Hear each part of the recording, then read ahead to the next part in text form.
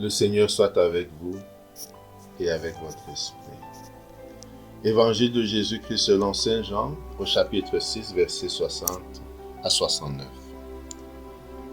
En ce temps-là, Jésus avait donné un enseignement dans la synagogue de Capharnaüm. Beaucoup de ses disciples qui avaient entendu déclarèrent : « Cette parole est rude, qui peut l'entendre ?» Jésus savait en lui-même que ses disciples récriminaient à son sujet. Il leur dit : « Cela vous scandalise ? Et quand vous verrez l'Esprit de l'homme monter là où il était auparavant, c'est l'Esprit qui fait vivre. La chair n'est capable de rien. Les paroles que je vous ai dites sont esprit et elles sont vie. Mais il y en a parmi vous qui ne croient pas. » Jésus savait en effet depuis le commencement quels étaient ceux qui ne croyaient pas et qui était celui qui le livrerait. Il ajouta : « Voilà pourquoi je vous ai dit que personne ne peut venir à moi si cela ne lui est pas donné par le Père. » À partir de ce moment, beaucoup de ses disciples s'en retournèrent et cessèrent de l'accompagner. Alors Jésus dit aux 12 : « Voulez-vous partir, vous aussi ? » Simon-Pierre lui répondit : « Seigneur, à qui irions-nous ? Tu as les paroles de la vie éternelle. Quant à nous, nous croyons et nous savons que tu es le Messie, tu es le Saint de Dieu. » Acclamons cette parole du Seigneur. Louange à toi, Seigneur Jésus. Mes frères et sœurs, la parole de Dieu d'aujourd'hui nous invite à un choix radical. Nous avons à choisir suivre Dieu, suivre Jésus ou non. Nous avons à choisir entre notre foi en Dieu et la foi dans le monde.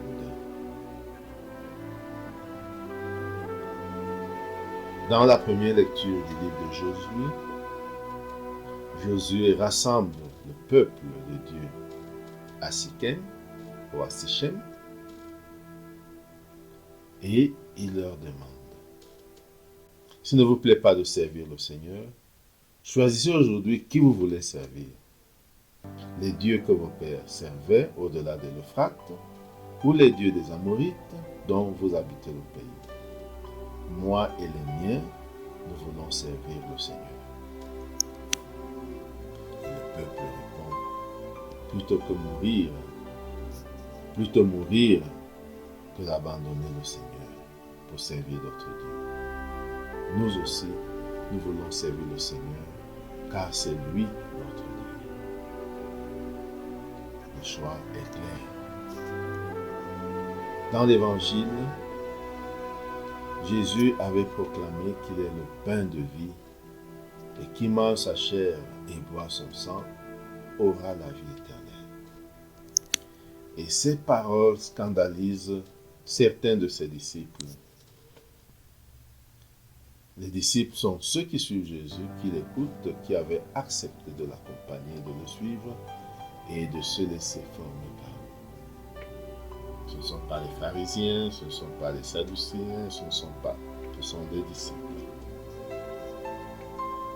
Et donc, ceux qui sont censés être proches de Jésus, ceux qui sont censés accompagner sa doctrine, pour apprendre de lui, certains se rebellent. Ils disent : « Cette parole est rude, qui peut l'entendre ? »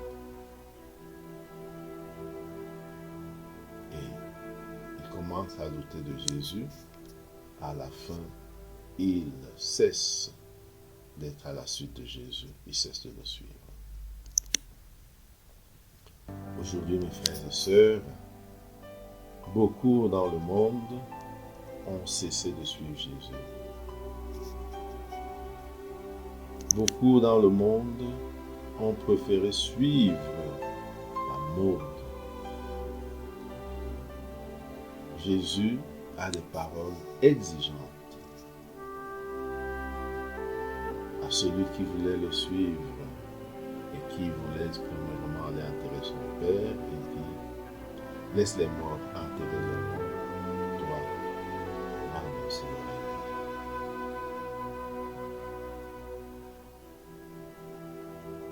Aux couples qui veulent divorcer, Jésus lui dit, ce que Dieu a uni, que l'homme ne le sépare pas.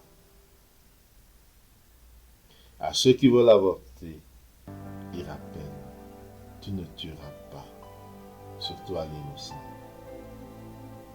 Surtout l'innocent. Il présente les enfants comme des anges de Dieu, ou comme les protégés, les préférés de Dieu. Ceux qui veulent s'engager dans l'homosexualité et dans toutes les pratiques contre la loi de Dieu, contre nature, Jésus nous propose la radicalité de l'Évangile. Et cette radicalité de l'Évangile va à contre-courant des valeurs du monde. Et beaucoup de dire, cette parole est rude, qui peut l'entendre? Aujourd'hui, Jésus nous invite à nous décider. Et il nous pose la question, comme aux apôtres. Voulez-vous partir vous aussi? Et Simon Pierre lui répond, Seigneur, à qui irions-nous? Tu as les paroles de la vie éternelle. Mes frères et sœurs, aujourd'hui, choisissons. Dieu nous impose un choix. Que veux-tu suivre? Qui veux-tu suivre? Qui veux-tu croire? Que veux-tu croire? L'option pour Dieu doit être claire et radicale. L'option pour Dieu. Que votre oui soit oui, que votre non soit non. Tout le reste vient du diable.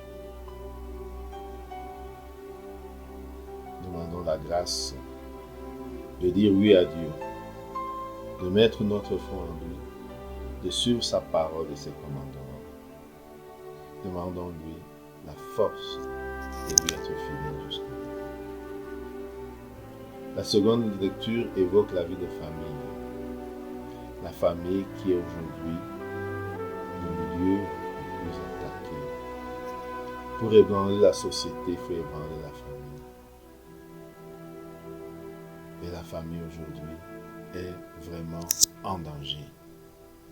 En ce sens que, d'abord, le mariage entre l'homme et la femme se trouve concurrencé par d'autres propositions, d'autres modèles. Ou même encore, on ne se marie plus. On reste ensemble sans être marié. Ou encore, on se marie mais on ne veut plus d'enfants. La famille est le socle de la société. Ou dans la famille, on est là, mais on n'a plus la foi. On n'éduque plus les enfants selon les valeurs chrétiennes et selon les valeurs naturelles et normales. On laisse l'enfant à la merci des réseaux sociaux, des moyens de communication.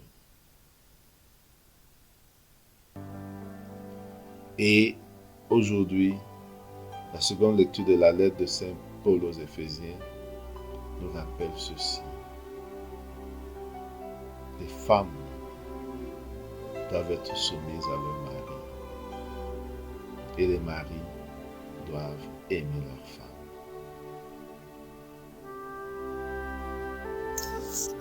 Le modèle, c'est le Christ et l'Église. L'Église est soumise au Christ. Et le Christ aime l'Église et s'est livré pour elle. Prions pour nos familles,